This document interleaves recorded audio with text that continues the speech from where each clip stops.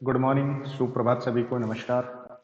देखो बच्चों, class 12 term second का जो डेट शीट है सीबीएसई का वो आ गया है।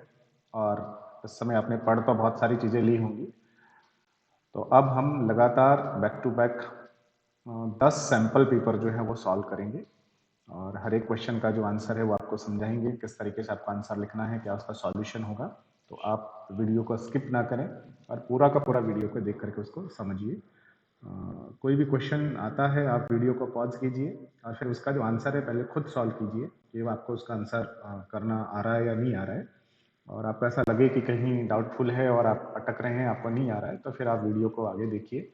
अदरवाइज आपको हो रहा है तो उसको स्किप करके आगे जाइए और नेक्स्ट क्वेश्चन जो है उसको रीड करिए, उसको सॉल्व करने की कोशिश कीजिए। तो आई होप अगर आपने इस तरीके के 8-10 सैंपल पेपर्स अगर आपने सॉल्व कर लिए हैं तो मुझे लगता है कि उसमें से शायद ही कोई क्वेश्चन ऐसा हो जो कि आपको फाइनल जो सीबीएसई का एग्जाम होगा टर्म सेकंड वाला उसके अंदर नहीं आएगा। तो 99% आपको सारे के सारे क्वेश्चंस जो हैं वो 10-12 सैंपल पेपर जो भी हम सॉल्व करेंगे उनके अंदर से आपको मिलेगा। ओके, तो स्टार्ट करते हैं सैंपल पेपर नंबर 1। देखिए सबसे पहला क्वेश्चन, सबसे फर्स्ट जो क्वेश्चन है वो देखिएगा, arrange the following in the decreasing order of property indicated any two. ठीक है ना, कोई भी टू का मतलब यहाँ पे देखिएगा जो फर्स्ट क्वेश्चन है उस फर्स्ट क्वेश्चन में तीन क्वेश्चन दिए हुए हैं, तीन उसके सब पार्ट है, उनमें से आपको कोई भी दो क्वेश्चन आपको सॉल्व करने हैं और उनमें कोई भी दो करेंगे। तो देखिएगा पहला जो क्वेश्चन है उसके अंदर देखो, अरेंज द फॉलोइंग इन, सबसे पहली जो चीज है वो डिक्रीजिंग ऑर्डर की बात कर रहा है। अब बहुत बच्चे जो है ना वो इस क्वेश्चन को सॉल्व करते समय गलती करेंगे। जब उसने डिक्रीजिंग ऑर्डर बोला है तो डिक्रीजिंग ऑर्डर का मतलब होता है कि सबसे पहले आपको वो वैल्यू लिखनी होती है जो कि सबसे हाई हो, फिर उससे थोड़ी कम वाली वैल्यू, फिर और कम, फिर और कम, फिर और कम। इस तरीके से आपको अरेंज करना होता है और यहाँ पे आपको एरो कौन सा लगाना होता है, इस तरीके का, क्योंकि ये ग्रेटर है, फिर ये उससे लोअर, फिर और लोअर, इस तरीके का ऑर्डर जब भी आप लिखोगे दैट इज डिक्रीजिंग ऑर्डर। कुछ बच्चे इसको लिखने में गलती करते हैं। अब क्या है, पहली प्रॉपर्टी देखिएगा, उसके अंदर ये 3-4 कंपाउंड उसने दिया है। पहला बेंजल्डिहाइड है, देन फॉर्मल्डिहाइड, एसिटल्डिहाइड और एसिटोफिनोन। अब इसमें कह रहा है reactivity toward nucleophilic addition reaction. इन सब के ऊपर आपको न्यूक्लियोफिलिक एडिशन रिएक्शन करानी है और फिर बताना है कि इनमें से किसके ऊपर न्यूक्लियोफिलिक एडिशन रिएक्शन फास्टर होगी और किसके ऊपर स्लोअर होगी, आपको ऐसे बताना है। तो अब आप चले जाइएगा एल्डिहाइड कीटोन चैप्टर के अंदर। एल्डिहाइड कीटोन चैप्टर के अंदर जब हम जाएंगे तो वहां पर हमें पढ़ने को मिलेगा कि जो कार्बोनाइल कंपाउंड होते हैं, मींस एल्डिहाइड कीटोन्स होते हैं, इनकी जो कैरेक्टरिस्टिक रिएक्शंस होती हैं वो होती हैं nucleophilic addition reaction. It means अगर आपने कार्बोनाइल कंपाउंड लिया है उसके ऊपर आप किसी भी ए बी, ये कोई भी एक मॉलिक्यूल है, इसकी अगर रिएक्शन कराते हैं तो यहाँ से ए पॉजिटिव बी नेगेटिव, और जो बी नेगेटिव है इसको हम क्या कहेंगे, इसको कहेंगे न्यूक्लियोफाइल, और a positive that should be called electrophile. अब इस कार्बोनिल कंपाउंड के ऊपर पहले जो एडिशन होता है वो याद रखिएगा इलेक्ट्रोफाइल का नहीं होता, पहले न्यूक्लियोफाइल आकर के यहाँ पे जुड़ता है। ठीक है ना, अब न्यूक्लियोफाइल यहाँ पे आकर के जुड़ता है तो देखिए, अब अगर यहाँ से जो न्यूक्लियोफाइल है अगर ये हमारा स्ट्रॉन्ग कैटेगरी का न्यूक्लियोफाइल है तो ये बड़ी आसानी से आएगा, पाई बॉन्ड को ब्रेक करेगा और इसका एडिशन हो जाएगा। अब ये कहीं किसी ना किसी पहले वीडियो में मैंने डिस्कस किया हुआ है आपको कि जब चैप्टर वाइज जो वीडियोस हैं उनके अंदर आप देखेंगे तो पता लगेगा कि पहले न्यूक्लियोफाइल ही क्यों ऐड होता है, पहले इलेक्ट्रोफाइल ऐड क्यों नहीं होता है। ठीक है ना, ये उस वीडियो में आपको मिलेगा। तो पहले न्यूक्लियोफाइल जुड़ेगा, न्यूक्लियोफाइल स्ट्रॉन्ग है तो बहुत इजीली वहां पे जुड़ जाएगा, बट अगर ये न्यूक्लियोफाइल यहाँ से वीक होगा तो ये वहां जाकर इस बॉन्ड को ब्रेक नहीं कर पाएगा, नहीं कर पाएगा तो इस बॉन्ड को ब्रेक करना है। ब्रेक करने के लिए हम कैटलिस्ट काम में लेते हैं, और कैटलिस्ट कौन सा काम में लेते हैं, एसिड। अब एसिड क्यों लेते हैं तो ये भी किसी दूसरे वीडियो में एक्सप्लेन किया हुआ है, अगर कोई क्वेश्चन आएगा तो फिर बाद में बात करेंगे। अब न्यूक्लियोफाइल यहाँ करके जुड़ेगा तो देखिएगा ये जो न्यूक्लियोफाइल है इसका नेचर हमने देख लिया, अगर स्ट्रॉन्ग है तो इजीली ऐड होगा, वीक है तो इजीली ऐड वहां नहीं होगा, तो एसिड को कैटलिस्ट डालना पड़ेगा। लेकिन यहाँ क्वेश्चन इस न्यूक्लियोफाइल का नहीं है, यहाँ क्वेश्चन है कि कार्बोनाइल कंपाउंड है, अगर ये भी अलग अलग टाइप का हुआ तो देखिए क्या कहते हैं, वो कहते हैं कि भाई कार्बोनाइल जो कंपाउंड है ना इसके अंदर जैसे ही न्यूक्लियोफाइल जो है वो न्यूक्लियोफाइल अटैक करने के लिए आएगा, आते ही यहाँ से पाई बॉन्ड ब्रेक होगा, ब्रेक होते ही O के ऊपर आएगा कौन सा चार्ज, नेगेटिव, कार्बन पे आएगा पॉजिटिव। अब कार्बन पे जैसे ही पॉजिटिव चार्ज आया, अब देखिएगा इस कार्बन के ऊपर जितना ज्यादा पॉजिटिव चार्ज होगा, हाई पॉजिटिव चार्ज होगा, ये न्यूक्लियोफाइल उतनी स्ट्रांगली इसके ऊपर जुड़ जाएगा। इसका मतलब इसकी रिएक्टिविटी ज्यादा होगी। और अगर पॉजिटिव चार्ज अगर कम है तो, अगर पॉजिटिव चार्ज कम होगा तो इसका मतलब ये न्यूक्लियोफाइल उसकी तरफ इजीली अट्रैक्ट नहीं होगा। इट मीन्स ये न्यूक्लियोफाइल को आसानी से अपनी तरफ अट्रैक्ट नहीं करेगा। तो अगर चार्ज यहाँ पे पॉजिटिव चार्ज कम है तो इसकी रिएक्टिविटी जो है वो रिएक्टिविटी कैसी होगी, कम। अब फिर नया क्वेश्चन आता है, सर ये पॉजिटिव चार्ज जो है ये कैसे डिसाइड होगा, कब ज्यादा होगा कब कम होगा? तो वो डिपेंड किस पे करता है, वो देखिएगा पॉजिटिव चार्ज डिपेंड करेगा इसके ऊपर जुड़ने वाले ग्रुप्स के ऊपर। देखिएगा ये जो दो ग्रुप हैं उनमें से मैंने एक पे हाइड्रोजन जोड़ दिया, एक पे मैंने अल्काइल ग्रुप जोड़ दिया। अब हमें पता है कि अल्काइल ग्रुप जो होता है उसका कौन सा इफेक्ट होता है, positive I. Positive I effect होगा तो इलेक्ट्रॉन को पुश करेगा, इलेक्ट्रॉन को पुश करेगा, बॉन्ड के इलेक्ट्रॉन इधर आएंगे, बॉन्ड के इलेक्ट्रॉन जब इधर आ जाएंगे तो इसका पॉजिटिव जो चार्ज था, इट मीन इलेक्ट्रॉन की जो डेफिशिएंसी थी, वो डेफिशिएंसी इलेक्ट्रॉन के पुश होने के कारण से फुलफिल हो जाएगी। और पॉजिटिव चार्ज जो यहाँ बचेगा वो कैसा बचेगा, कम बचेगा। ठीक है ना, पॉजिटिव चार्ज कम हो गया तो रिएक्टिविटी कम हो गई है। अगर मैं यहाँ पे एक और एल्काइल ग्रुप जोड़ दूं तो उसका भी क्या लगेगा, पॉजिटिव आई इफेक्ट लगेगा। तो दोनों तरफ से पॉजिटिव आई लगेगा तो फिर यहाँ इलेक्ट्रॉन की डेफिशिएंसी काफी हद तक फुलफिल हो जाएगी, पॉजिटिव चार्ज और भी कम हो जाएगा, रिएक्टिविटी और भी कम हो जाएगी। तो कुल मिलाकर के हम ऐसा कह सकते हैं कि ये जो कार्बोनाइल कंपाउंड है, एन रिएक्शन के लिए इसकी जो रिएक्टिविटी है, ये रिएक्टिविटी जो है ये बेसिकली दो फैक्टर से डिसाइड हो रही है। पहला फैक्टर है कार्बोनाइल ग्रुप का वो जो कार्बन है उसके ऊपर पॉजिटिव चार्ज। ठीक है, अब पॉजिटिव चार्ज जो होता है ये डायरेक्ट अफेक्ट नहीं कर रहा है। पॉजिटिव चार्ज जो है ये किससे अफेक्ट हो रहा है, तो पॉजिटिव चार्ज है ना ये अफेक्ट हो रहा है उस कार्बन के ऊपर जो एल्काइल ग्रुप जुड़ा है उसका पॉजिटिव आई इफेक्ट। अगर एल्काइल ग्रुप का पॉजिटिव आई इफेक्ट ज्यादा है तो कार्बन के ऊपर पॉजिटिव चार्ज कम हो जाएगा, इनवर्सली प्रोपोर्शनल है। और पॉजिटिव चार्ज कम हो जाएगा तो फिर रिएक्टिविटी भी कम हो जाएगी।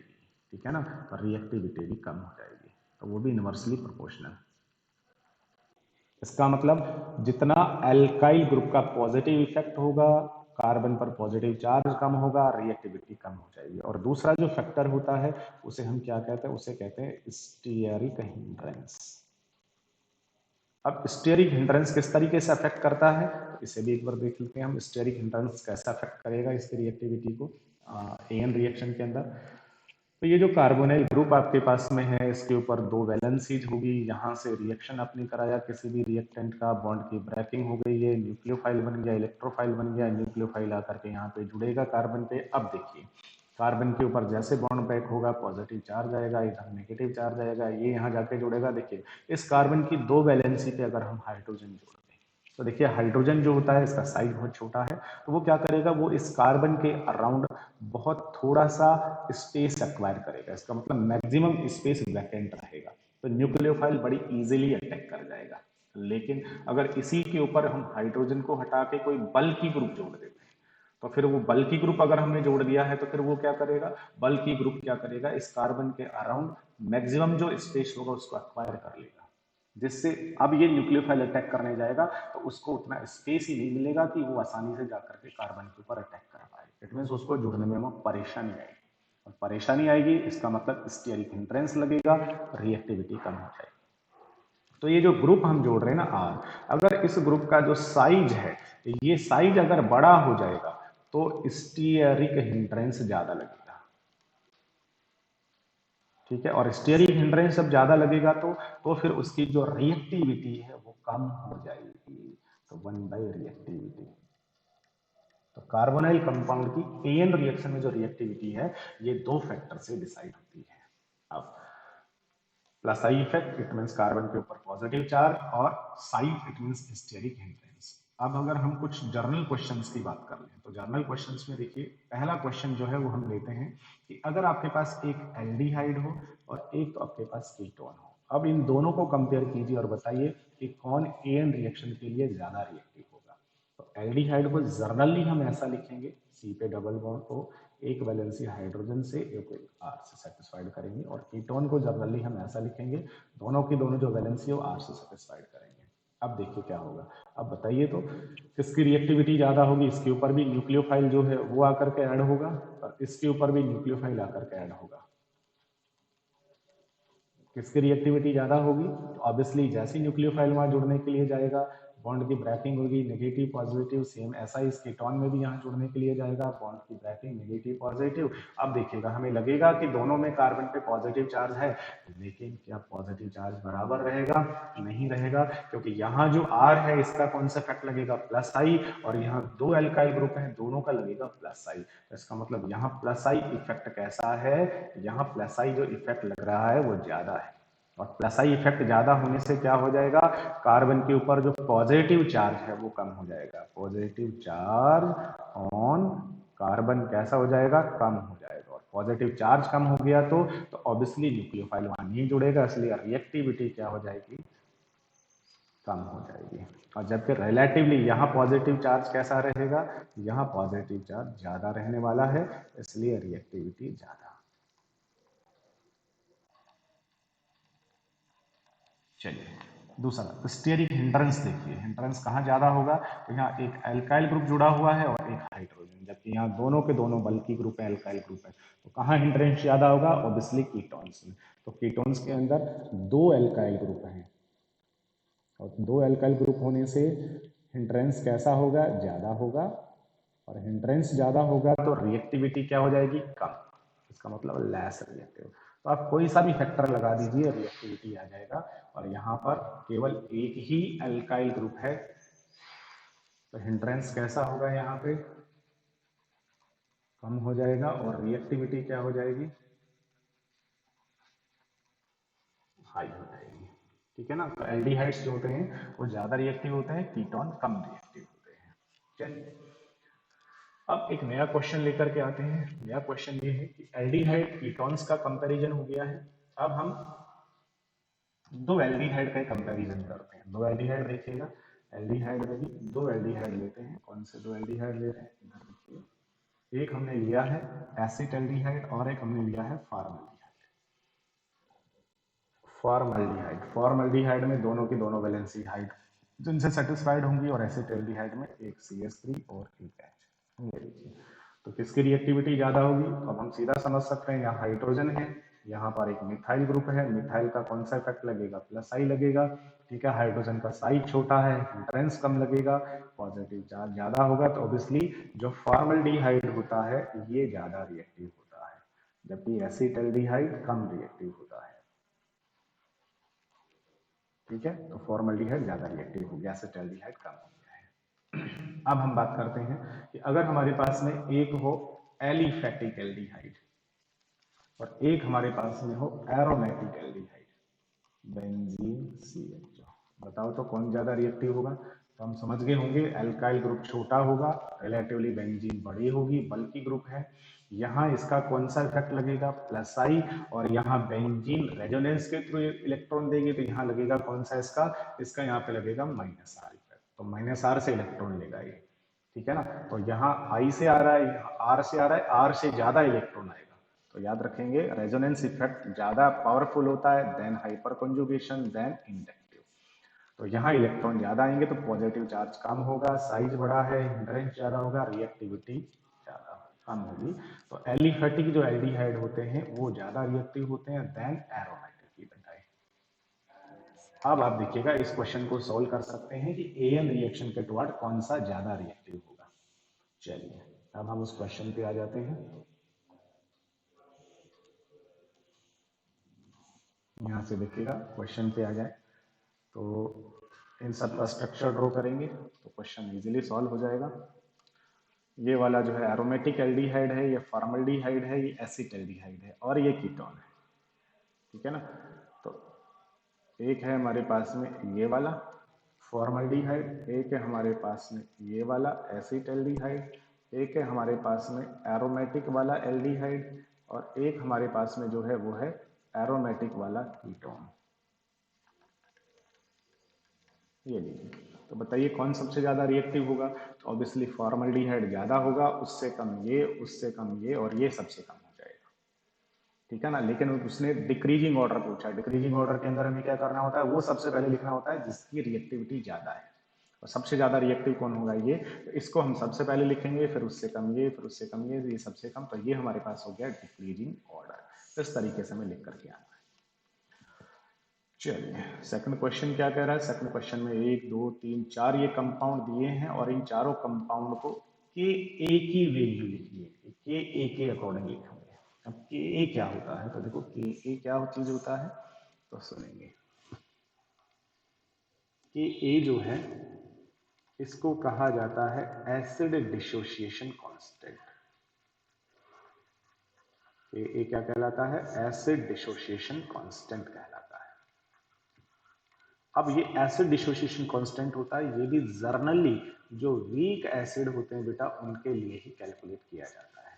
कैसे कैलकुलेट करते हैं, तो साइंटिस्ट क्या कहते हैं वो ये कहते हैं कि भाई अगर आपके पास में कोई भी वीक एसिड हो, तो मैंने HA ये एक वीक एसिड लिया है, इसको जैसे ही वाटर में डिजोल्व करेंगे ये वाटर में डिसोसिएट हो जाएगा। आरएनएस ने ब्रॉन्स्टन ने बोला है कि एसिड सॉल्यूशन में H पॉजिटिव देगा, H पॉजिटिव ये गेन कर लेगा, जिससे क्या बन जाएगा A नेगेटिव H3O पॉजिटिव।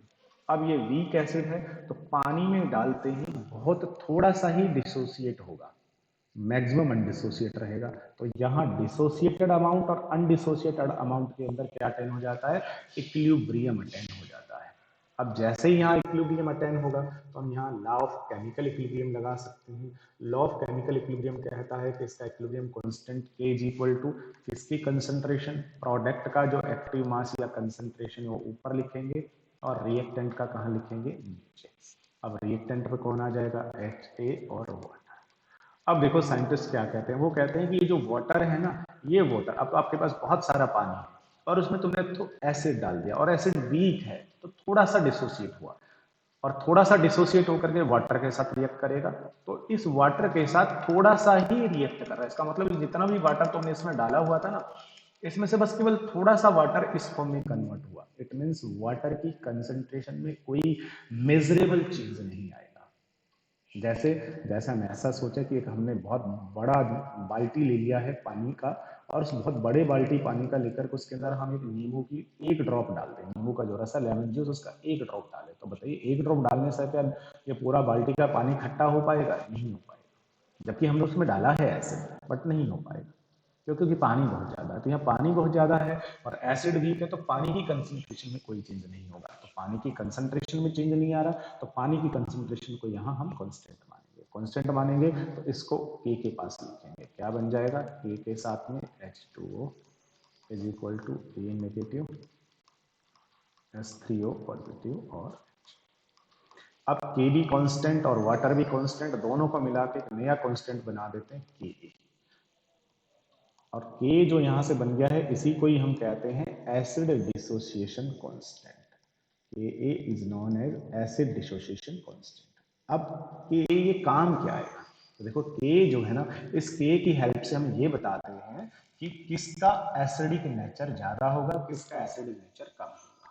तो देखिएगा Ka की वैल्यू हाई कब आएगी, अब देखो Ka की वैल्यू जो है ये हाई कब आएगी, तो इसको हाई करने के लिए देखना ऊपर की ये जो वैल्यूज है दोनों, इट मींस इन दोनों का कंसंट्रेशन ये ज्यादा होना चाहिए और नीचे की वैल्यू ये क्या होनी चाहिए, कम होनी चाहिए। इसका मतलब अगर आपने इस पानी में से 100 मोल्स डाले हो, तो 100 मोल में से अगर सपोज करो इसके 90 मोल डिसोसिएट होंगे, तो 90 तो डिसोसिएट होंगे, तो फिर बचा हुआ कितना बचेगा, 10। तो अब ए नेगेटिव की कंसंट्रेशन 90 मोल पर लीटर, इसकी भी 90 और बचा हुआ 10। तो फिर इस केस में K की वैल्यू अगर हम कैलकुलेट करेंगे तो K कितना आएगा, 90 इंटू 90 डिवाइडेड बाई 10। तो बताओ K की वैल्यू काफी ज्यादा आएगी या नहीं आएगी, हाई आएगी।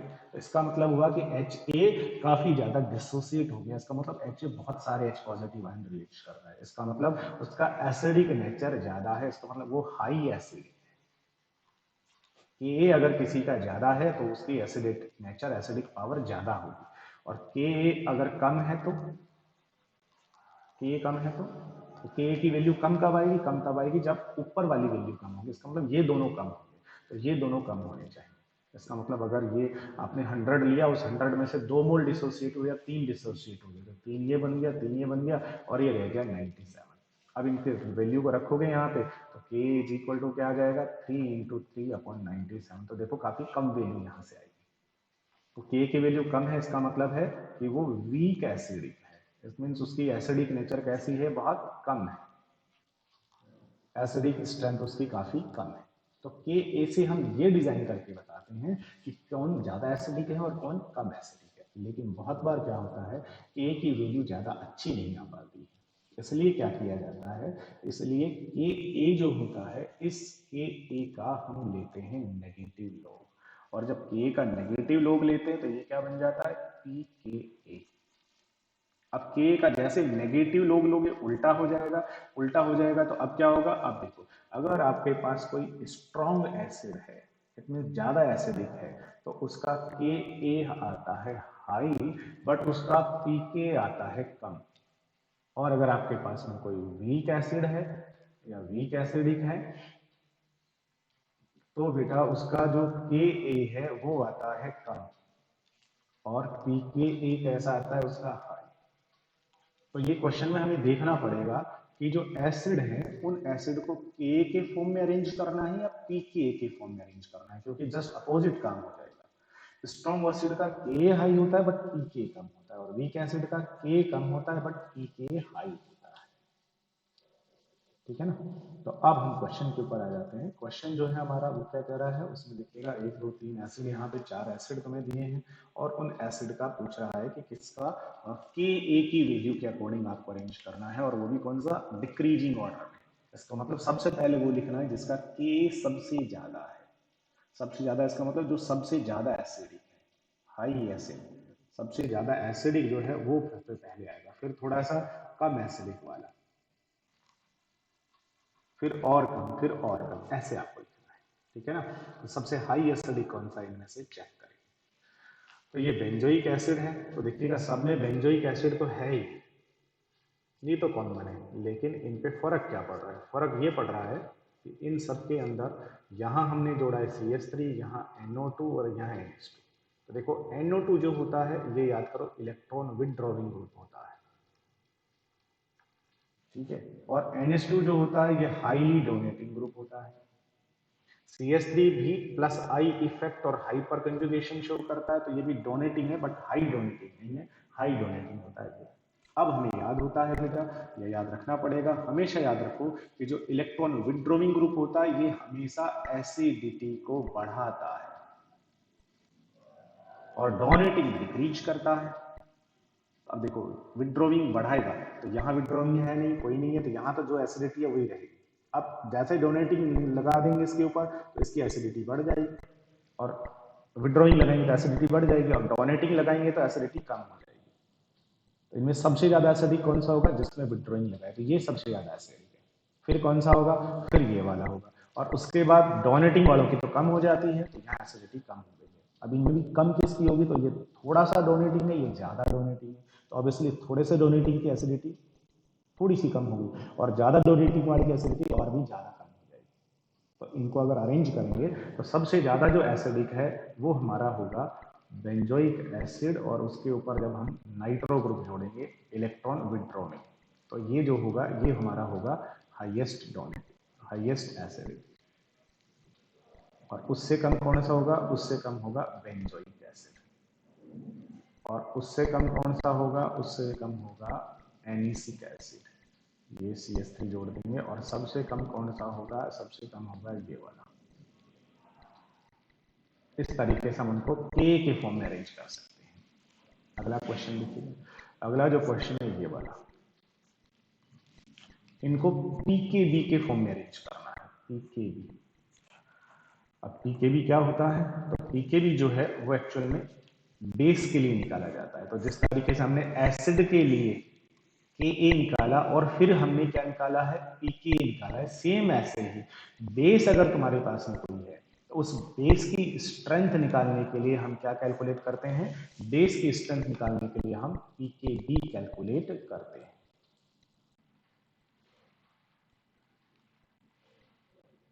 देखिए अगर आपके पास बेस हो तो बेस के लिए हम पीकेबी कैलकुलेट करेंगे। अब यहाँ पे क्या होता है तो याद रखिएगा, अगर आपके पास कोई स्ट्रॉन्ग बेस है या स्ट्रॉन्ग बेसिक है तो उसका के भी जो है वो मिलेगा ज्यादा, और उसका पीके भी जो है वो मिलेगा कम। और अगर आपके पास में कोई वीक बेसिक है तो उसका जो के बी है वो मिलेगा और उसका जो पी के बी है वो मिलेगा। ठीक है ना। तो पी के बी जो है ये बेस के बी, तो के बी और पी के बी उल्टा, लेकिन इस क्वेश्चन में पी के बी पूछा है। पी के बी लो होने का मतलब है जो ज्यादा बेसिक होगा, और पी के बी हाई होने का मतलब है जो कैसा होगा, लेस बेसिक होगा। तो पी के बी के डिक्रीजिंग ऑर्डर में अरेंज करना है, तो पी के बी आपको यहाँ पे लेना पड़ेगा। अब देखिए अमाइंस की जब बात हो तो देखो उनका बेसिक ऑर्डर क्या होता है। तो देखिए अमाइन के लिए बेसिक ऑर्डर क्या होता है।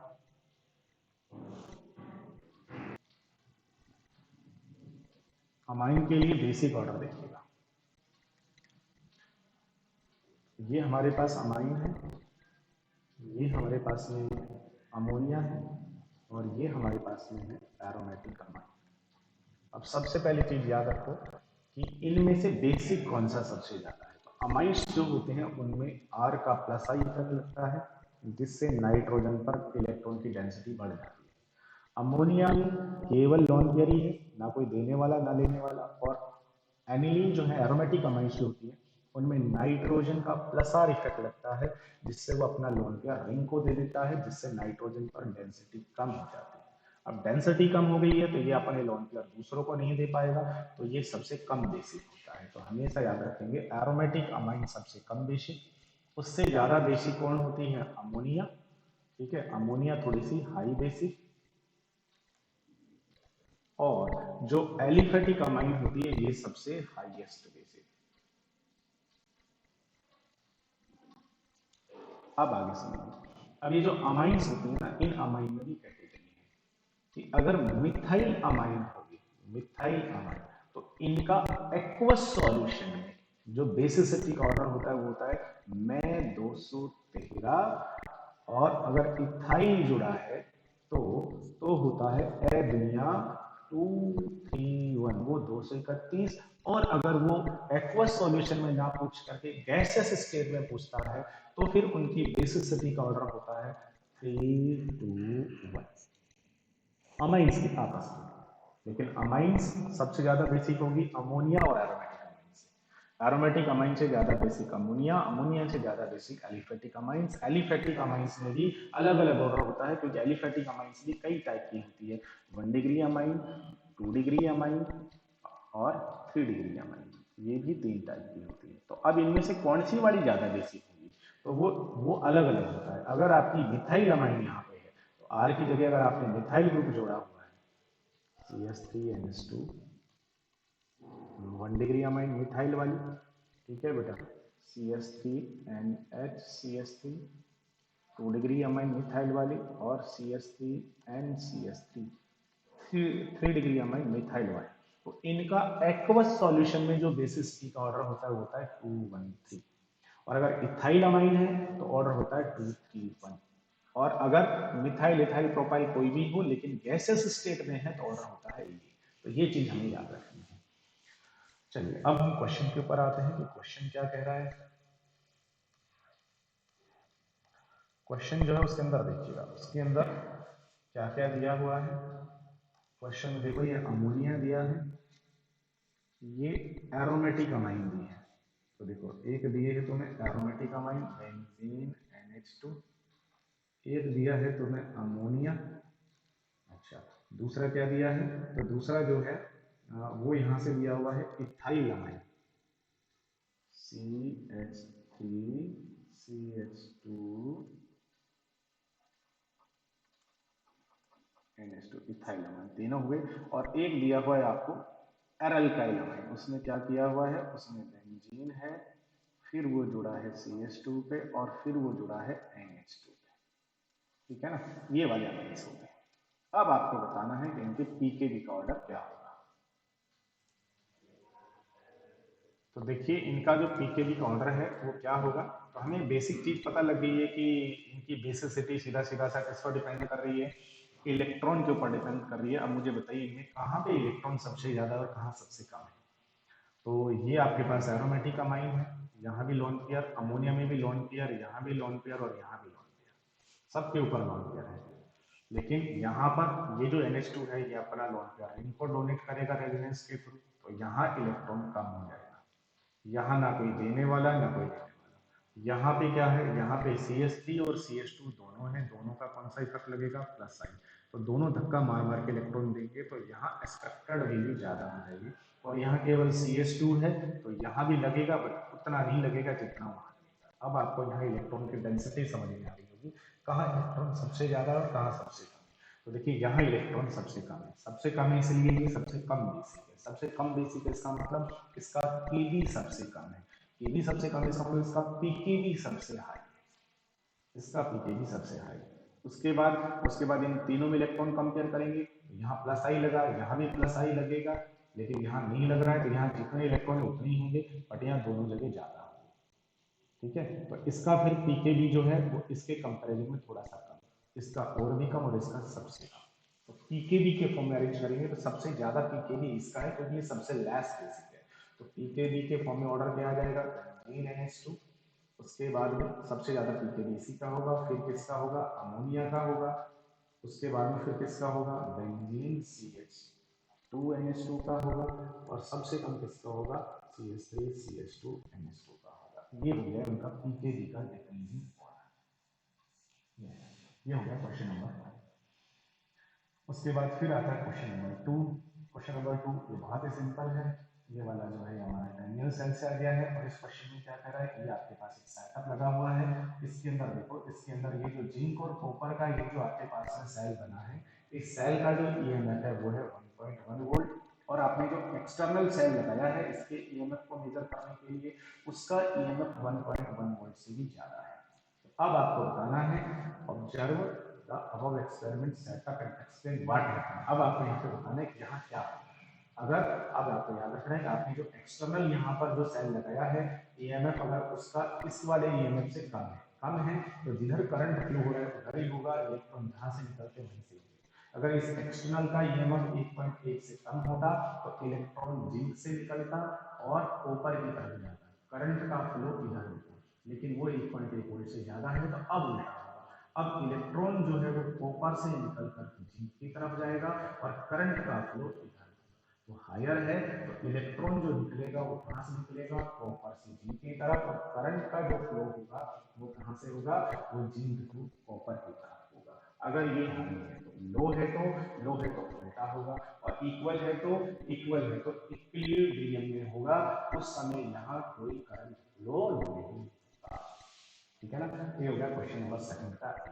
उसके बाद क्वेश्चन नंबर 2 का बी है, और इसके अंदर एक इस तरीके का कर्व बनाया हुआ है, तो ये हम नेक्स्ट वीडियो में कवर करेंगे। Okay, thank you to all of you. Please सारे वीडियोस देखिए और क्वेश्चन को सॉल्व कीजिए, आपका निश्चित रूप से बोर्ड के एग्जाम में बेनिफिट होने वाला है। Thank you.